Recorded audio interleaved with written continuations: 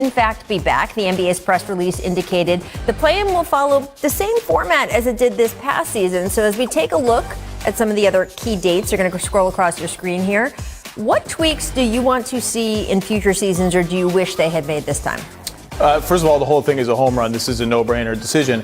Tweaks, look, the main plank of opposition to it is there's going to be a 7 seed at some point that is 5-6 games ahead. We saw it with Dallas 2 seasons ago. Yep. Should they be exempt, like they used the standings trigger in the bubble? The problem is this is a TV property. The TV networks, need to be guaranteed a certain number of games and inventory. That haircut is not cheap. No, I love it. That money. They need to be guaranteed a certain inventory. The tweak, so I don't know how realistic that is. It's just going to be painful. And that 7th seed, when it happens, is just going to have to, guess what? Win once in 2 tries. You should still get in. The tweak I want to see, my tweak, the number 1 seed in each conference should be able to pick its opponent from the 2 teams that come out of the play-in tournament. Why? We want it to be easier for a number 1 seed to walk over? Yes, you do. Because if you're the number 1 seed, that means all year, 82 games, you have been the best team. Guess what? You're playing number 8. No. Look what we just went through this whole thing where it's like, what if Utah has to play the Lakers in the first round? Okay, what if Utah has to play the Warriors in the first round? If we get into that situation, Utah should be able to say, you know what? We want Memphis. You have just capsized your own argument. What if Utah has to play the Warriors in the first round? Guess what? The Warriors didn't even make it into the 8th seed. But this is what everybody was saying. Guess what? Utah should have been able to beat them. I'm saying I'm all in favor of giving the teams, if we're going to say the regular season matters, and the NBA wants I'm going to do it like Greeny. I'm going to do it like Greeny does. I'm going to put my sit up and just start drinking. Look at my fancy shoes. If we're going to say the regular season matters, then make it matter. Give the number 1 seed a different kind of advantage. Give the number 1. Give the number 1 seed the margin to say LeBron is a. Listen. I don't like it when mom and dad fight. So this is what I'm going to say. All right. This is what I'm going to say. At the end of the day, I understand your point. That's the one thing that I don't like about it is the 7 seed. Oh, please. Put on your big boy shoes. I agree, but I'm saying the 7 seed, you work for 82 games, and sometimes the 7 seed. The number 1 side or the 7 seed? No, I'm not talking about the 1 side. I'm talking about the 7 seed. The 7 seed, in my opinion, could be a 51-win team. Right. And all of a sudden, and if players get hurt or if something happens and you're like, hey, we could rest our players for the final 2 games to get ready for a 7-game series to really legitimately make a run at it. Like, that to me is tough to be like, oh, you're the 7 seed. You have 6 more wins than everybody else, and you got to go to a play-in tournament. What if one of your players get hurt? Well, and I understand that is to benefit 8, 9, 10. That's what it's to benefit, not the 7. And I think the 7, maybe not tomorrow, but eventually we're going to have a 7 seed that just has a bad string of luck, and that's going to be brutal. The flip side of that, though, is that one of the cool things about the play-in tournament is it's created this race for 6 that adds a cool wrinkle to the regular season. That to me was as nice a lovely surprise of this play-in tournament this past year as anything else. It kept teams from tanking. I thought when Mark Cuban said, not tanking so much, but just resting guys, but Mark Cuban said, yeah, this is going to be really hard for us to stay out of 7 because we can't rest guys down the stretch and have the final month of the season not matter. And my answer was yes. That is the point. You've articulated the point. Here's what I would say. If I was going to do a tweak of what would trigger not being in the tournament, quote unquote, I think it's on the other side. So I think what they did in the bubble, whereas if you were too many games behind, you don't get that chance to play in. I don't know if we need to see the number 10 seed in each conference get this chance to make the playoffs if they are so far behind to 8 that they're not even relevant. Oh, don't sleep.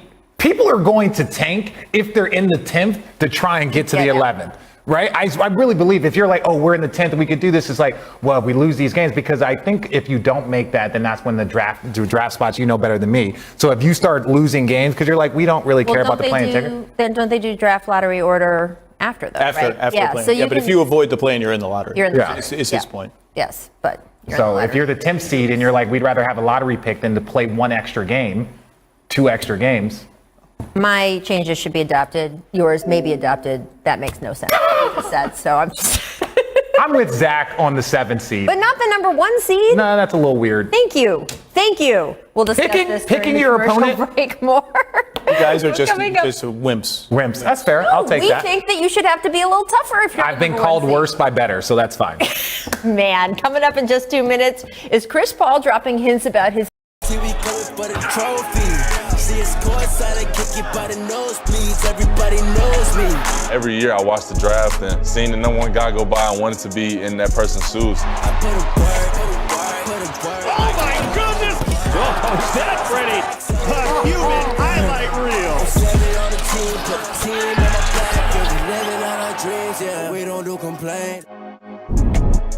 Coming to you live on Pier 17, the Seaport District of Manhattan, brought to you by Chase. Welcome back to Jalen Jacoby. Jalen, who joins us right now on the program? A terrific prospect, a better young man who's going to make a name for himself in the NBA, just like he did in this year's NCAA tournament. Please welcome Jason Preston to Jalen and Jacoby. I appreciate you guys having me, man. It means a lot. Thank you.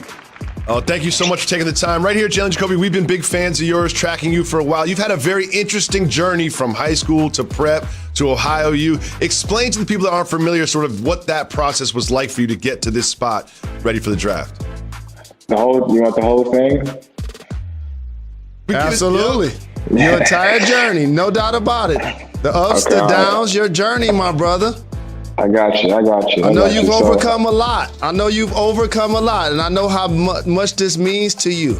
So please let the world know your journey and how you've overcome. Yes, sir. So, I started playing basketball when I was 4 years old. Was always playing around the house.